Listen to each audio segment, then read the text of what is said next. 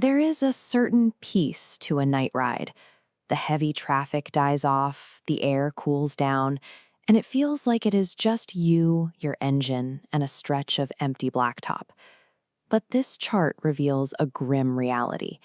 It shows a steep drop in nighttime traffic volume, intersected by a violently spiking line that represents motorcycle fatalities during those exact hours.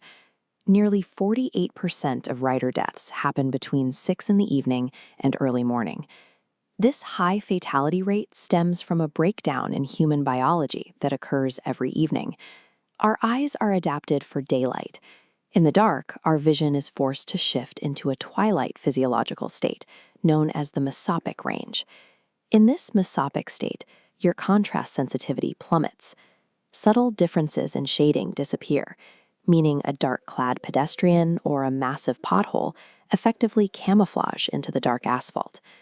Because we are diurnal creatures, trusting our natural visual instincts in the dark is a trap. Surviving a night ride requires acting, conscious intervention to override the limits of our own bodies. The first defensive sphere is located entirely inside your helmet, and the primary assault on your compromised night vision comes from oncoming headlights. When you get hit by a bright beam, the light physically bleaches the photopigments in your retinas.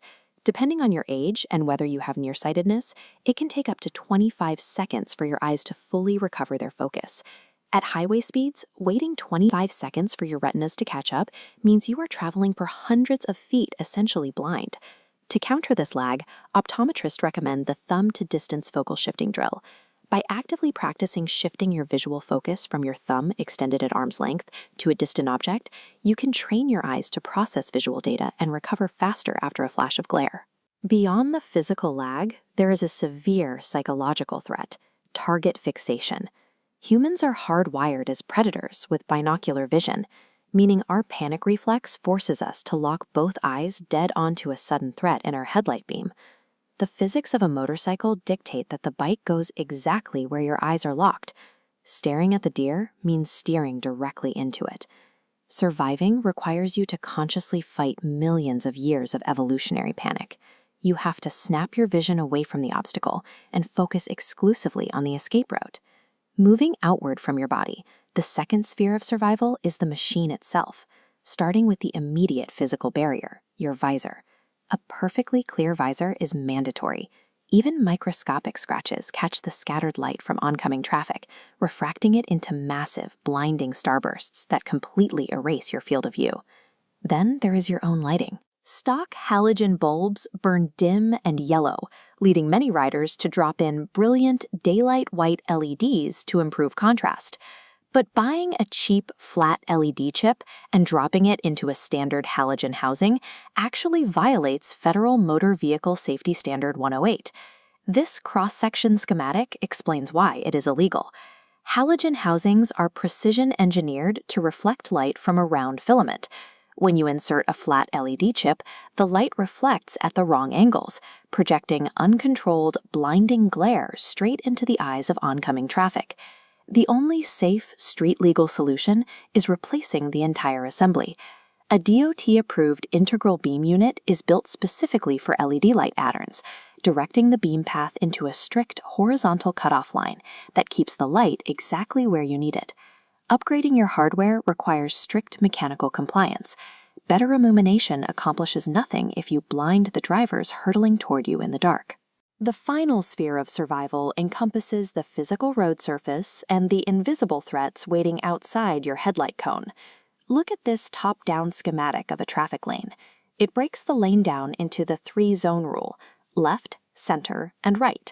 You want to avoid riding in that highlighted center zone. That is the oil strip, where dripping grease and vehicle fluids pool to create dangerously slick asphalt. As temperatures drop near freezing, riders must watch for black ice. Black ice forms without trapping air bubbles, creating a perfectly transparent sheet of glass directly over the dark pavement. Because it is completely clear, it is invisible to your headlights. You have to deduce its presence before you reach it. If the road looks wet, but your tires suddenly go completely quiet, and the cars ahead of you stop kicking up water spray, you are likely riding onto ice. If you hit a patch, any sudden input will cause a crash. Do not touch the brakes. Roll smoothly off the throttle and keep your steering completely straight until you coast back onto clear pavement. Navigating the night environment successfully means analyzing context clues through logic, rather than relying merely on direct sight. Between biological lag, scattering glare, and transparent ice, a night rider operates with a significantly narrowed sensory field. You are constantly reacting behind the curve. The ultimate tactical countermeasure ties all these spheres together to buy back your time. It is called the 12-second rule. Continuously scan 12 seconds ahead. At 30 miles per hour, that bracket extends 528 feet. Scanning this far stops you from outriding your headlights, guaranteeing your braking distance fits safely within the illuminated area. You cannot outreact the physics of a moving motorcycle, so you must deliberately manage your distance. Mastering the shadows does not require flawless vision.